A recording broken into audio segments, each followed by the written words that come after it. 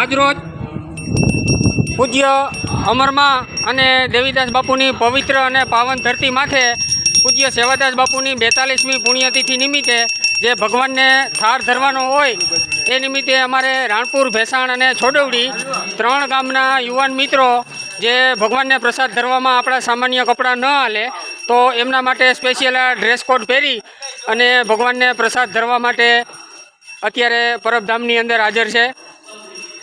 તમામ યુવાન મિત્રો આજે ભગવાનને પહેલાં સાદ મારી અને પછી પ્રસાદ બનાવશે। આ ભાઈ અમારા આખી ટીમના મુખ્ય આગેવાન છે, દિનેશભાઈ બાબરિયા, તેમજ રાજેશભાઈ વઘાસિયા અને રાજેશભાઈ અરખાણી। આ 3 લોકો અમારી ટીમના મુખ્ય આગેવાન છે, જે અમને સૂચના આપે એ પ્રમાણે અમારે ભગવાનને પ્રસાદ ધરવાનો હોય।